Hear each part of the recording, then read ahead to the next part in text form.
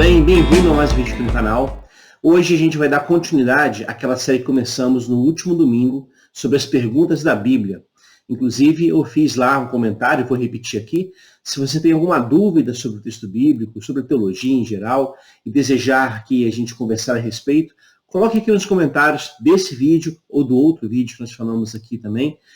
Já respondemos algumas perguntas lá e aqui a ideia seria a cada vídeo nós gerarmos novas perguntas e aí para gerar novos episódios. Tá? Já temos inclusive uma pergunta feita lá no outro vídeo sobre autoridade em Romanos, capítulo 13, e esse será o próximo vídeo dessa série, mas hoje eu quero conversar com vocês sobre um outro assunto. A ideia aqui é perguntar o seguinte: afinal de contas, o que é o Evangelho?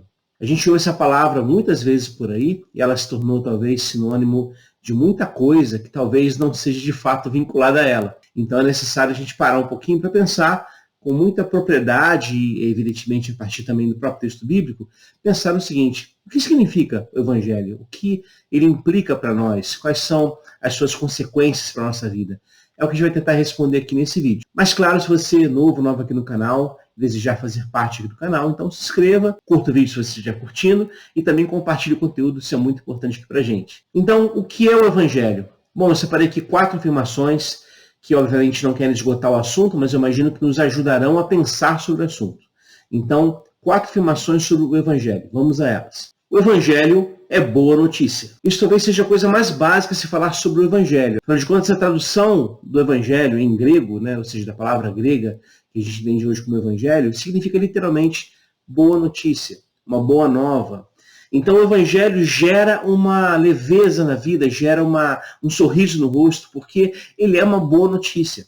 E que notícia é essa, afinal de contas? Porque a gente pode afirmar que o Evangelho é uma boa notícia? Quem anuncia o Evangelho a nós, segundo o próprio texto bíblico, é Jesus. E ele traz para nós uma boa notícia vinculada ao seu próprio ministério e à forma como ele compreende Deus. Porque esse é o ponto central. Para Jesus, Deus está vindo ao ser humano, está vindo ao mundo, e isso é uma boa notícia. Aliás, no início do Evangelho de Marcos, nós temos a frase que diz o seguinte: princípio do Evangelho de Jesus Cristo, Filho de Deus. Ou, em outras palavras, princípio da boa nova de Jesus. Então esse é o fato central aqui. Jesus traz uma boa notícia. E que notícia é essa? Se a gente também acompanha o Evangelho de Marcos um pouco mais à frente, veremos o seguinte: o tempo está cumprido, o reino de Deus está próximo. Arrependei-vos e crede no Evangelho. A boa notícia está vinculada à vinda do reino de Deus. Agora perceba o seguinte: é a chegada do reino de Deus que possibilita uma mudança de vida para aceitar essa alegria do próprio reino, do próprio Evangelho. Afinal de contas, arrependimento é isso, é metanoia, é transformação de vida. Mas não é uma ameaça aqui que Jesus propõe. O Evangelho não é ameaçador nesse sentido. O Evangelho é uma boa notícia. Ou seja, o reino de Deus está chegando até vocês. E isso é uma boa coisa. Por isso, por causa dessa proximidade de Deus, vocês podem agora mudar de vida. Creiam no Evangelho. Creiam na força dessa boa notícia. Então, se a gente leva a sério essa afirmação de que o Evangelho é uma boa notícia, qualquer mensagem ou pregação que a gente escuta por aí, que coloca peso sobre a vida das pessoas em nome de Jesus, essa mensagem não é o Evangelho. É simples assim. Essa mensagem é outra coisa. Porque o Deus que vem a nós, segundo o próprio Jesus anuncia, é um Deus bondoso, é um Deus misericordioso. É o pai da parábola do filho pródigo, como falamos aqui tantas vezes no canal. É um Deus que não tem pedras nas mãos para apedrejar pecadores que foram apanhados no flagrante do seu pecado. Ao contrário, é um Deus que olha para esses pecadores e pecadoras e diz: eu não condeno vocês. Esta é a boa notícia do Evangelho. É por isso que o Evangelho é tão maravilhoso e é tão encantador. Nós estamos diante de nós, portanto, não um juiz togado, pronto para nos julgar e condenar, mas sim um papai amoroso, uma mamãe amorosa, acolhedora, porque Deus também é apresentado no texto bíblico como uma mãe que cuida dos seus filhos. Então perceba que há aqui toda uma dimensão de carinho, de acolhimento divino, que representa a boa notícia do Evangelho. Então o Evangelho ter chegado a nós é uma boa coisa, não é uma coisa ruim. Deus está se aproximando de nós, é ótimo. Aliás, sobre isso, José Antônio Pagola diz o seguinte: Jesus não explicou diretamente sua experiência do reino de Deus. Ao que parece, não lhe era fácil comunicar por meio de conceitos o que ele vivia em seu íntimo.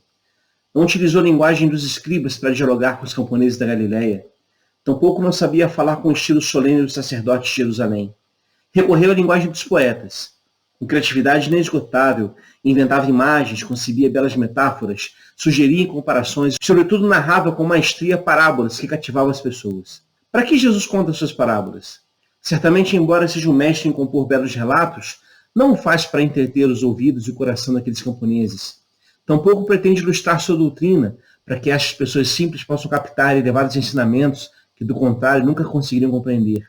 Na verdade, suas parábolas não têm uma finalidade propriamente didática. O que Jesus procura não é transmitir novas ideias, mas pôr as pessoas em sintonia com experiências que estes camponeses ou pescadores conhecem em sua própria vida e que podem ajudá-los a abrir-se ao reino de Deus.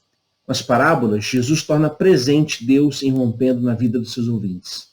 Essa é a lógica do Evangelho, por isso que ele é uma boa notícia. Entenda, a mensagem de Jesus, as suas parábolas, seus ensinamentos e milagres, tem uma intenção básica, que é dizer o seguinte: o Deus que ele anuncia e que é revelado nele mesmo é um Deus bondoso, é um Deus carinhoso, é um Deus acolhedor, como dissemos aqui. Por isso o Evangelho é uma boa notícia.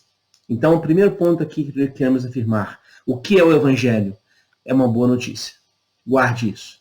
Segunda afirmação: Evangelho é superior às doutrinas. É isso mesmo que você ouviu. Não é possível reduzirmos Deus a uma doutrina teológica, a uma doutrina bíblica, por mais importante que elas sejam.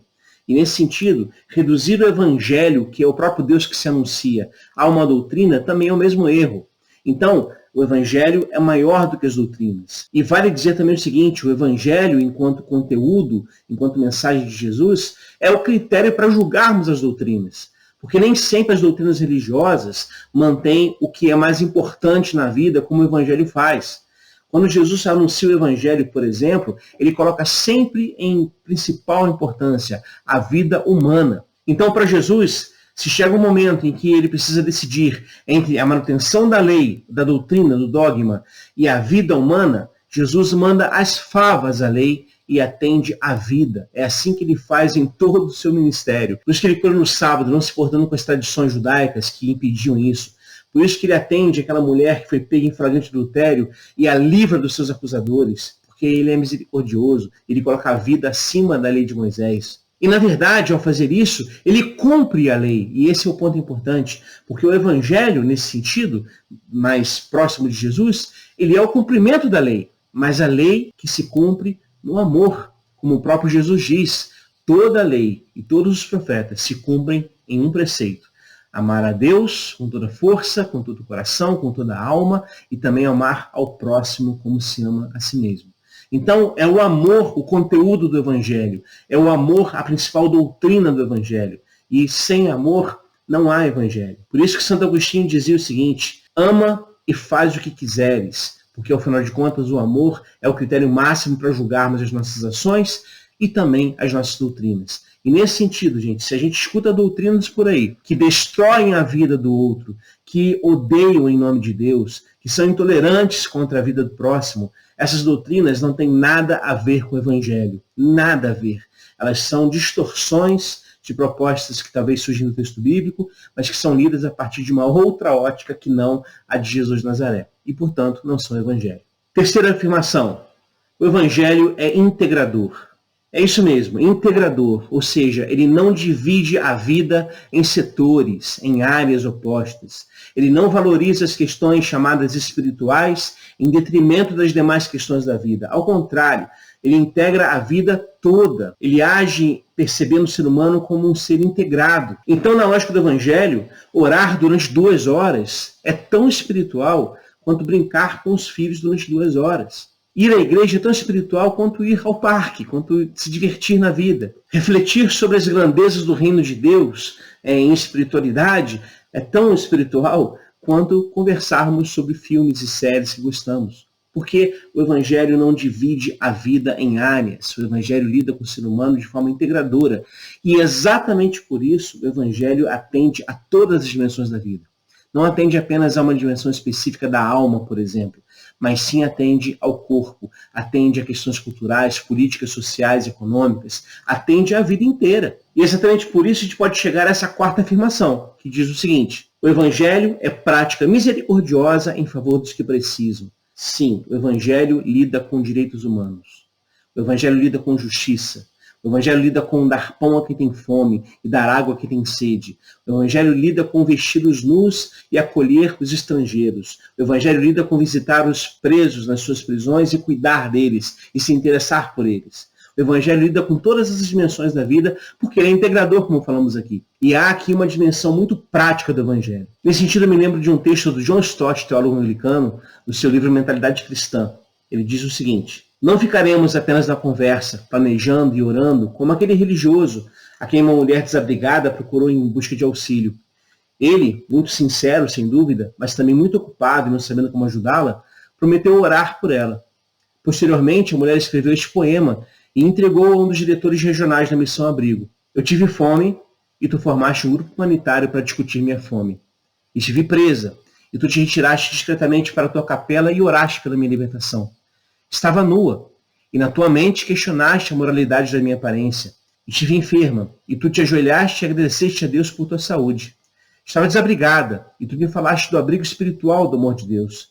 Estava solitária e tu me deixaste sozinha a fim de orar por mim. Parecias tão santo, tão próximo de Deus, mas eu ainda estou com fome e sozinha e com frio. Se o Evangelho não leva a sério essas questões da vida, essas questões que afligem as pessoas, o Evangelho não é o de Jesus. É outra coisa.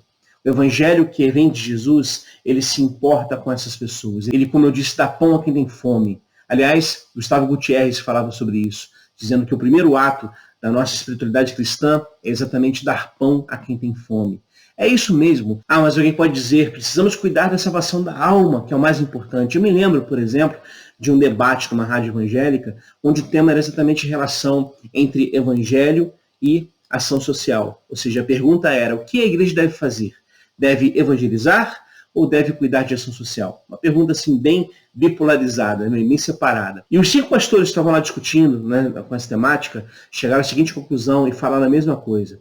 O papel da igreja é cuidar do evangelho, não é cuidar de ação social. Isso é coisa do Estado. Bom, eu concordo com eles. O papel da igreja é tratar do evangelho. Agora resta saber de qual evangelho está falando. Que se o evangelho é o evangelho de Jesus, então esse evangelho implica também em cuidar dos outros socialmente. Afinal de contas, que tipo de fé é essa que não alimenta o estômago? Que tipo de fé é essa que vê a pessoa faminta na rua e, naturaliza isso como se fosse uma coisa normal? Que tipo de fé é essa que se preocupa com a salvação da alma, transformando Jesus no coletor de almas, de pessoas que visitam as igrejas domingo à noite e que ao levantarem a mão são salvas, né? Suas almas são salvas? Que raio de alma é essa? Afinal de contas, nós não somos fantasmas, nós não somos bipartidos. Em mim há uma alma que necessita de salvação, mas também há um corpo que precisa de salvação. Há uma mente, há uma cultura, há uma economia, uma política, há todo um universo cultural e social no qual faço parte que necessita da redenção de Jesus. E isso é o Evangelho. Então, se o Evangelho que você escuta por aí propõe apenas a salvação da alma, garanto a vocês, esse Evangelho é torto, é defeituoso. Esse Evangelho não está levando a sério as implicações que Jesus traz para nós lá no texto bíblico. Quando Jesus, por exemplo, multiplica pães e peixes e dá a partilha para todo mundo, sobram 12 cestos cheios. Exatamente para dizer que o trabalho agora de alimentar as pessoas é dos 12 discípulos. Ou seja, símbolo de todos nós que somos discípulos de Jesus. Então essa prática do Evangelho necessita ser integradora, necessita ser também misericordiosa, e é por isso que Tiago diz que a religião pura e sem mácula para com Deus é visitar os órfãos e as viúvas nas suas necessidades. Nesse ponto, a gente precisa sempre lembrar que essas questões de justiça, de direitos humanos, não são reféns de uma determinada ideologia. Na verdade, esses temas, justiça, direitos humanos, cuidado com as pessoas, são temas profundamente bíblicos. Estão lá nos profetas do Antigo Testamento. Estão na forma como Deus se revela no Antigo Testamento e também está na forma como Jesus entende o Evangelho. Então, façamos assim. E como vamos compreender o Evangelho com essas maneiras aqui integradoras. O Evangelho é uma boa notícia, porque ele é superior às doutrinas, porque ele é integrador e porque ele cuida de tudo que nos diz respeito. O mundo inteiro é redimido pelo Evangelho de Jesus. E é por isso que ele é uma boa notícia. Bom, é isso, pessoal. Espero que vocês tenham gostado desse vídeo. Se você gostou, curta o vídeo, compartilhe o conteúdo, ajude o canal a crescer. E, sobretudo, especialmente nessa série aqui de perguntas sobre a Bíblia, eu quero mais uma vez convidá-lo e desafiá-lo a colocar aqui embaixo os seus comentários, as suas dúvidas, as suas perguntas. Não tenha vergonha, não se acanhe, faça a pergunta que você desejar. eu tenho aqui apenas 2 regras, que são as seguintes. Não há nenhum tipo de censura para a pergunta, ou seja, você pode perguntar o que você desejar. E também não há censura para a resposta. Então, até mesmo não sei é uma resposta possível. Mas a gente sempre vai aqui procurar tratar essas questões e buscar um consenso, buscar uma resposta juntos. Então, faça aqui seu comentário, é importante. Eu acho que a partir disso a gente vai gerando uma série muito legal de diálogo. Como eu falei, já temos um comentário feito lá no outro vídeo, uma pergunta. A gente vai apresentá-la no próximo episódio. Mas se você quiser também já completar com mais perguntas aqui sobre o texto bíblico, fique à vontade. A gente pode fazer um episódio, inclusive, com mais questões. E isso eu acho que vai ser bem legal. Quero lembrá-los também que no dia 24 de setembro, último domingo desse mês, a gente vai ter aqui uma live no canal falando sobre a trilogia cósmica de C.S. Lewis e abordando o primeiro livro dessa trilogia, que é Além do Planeta Silencioso. Será domingo, 24 de setembro, às 9h30 da noite. Participe aqui ao vivo com a gente, programe-se para estar presente, vai ser muito legal conhecer um pouco mais de Lewis e dessa obra que nem todo mundo conhece aqui no Brasil. É isso, pessoal. Um abraço e até o próximo vídeo.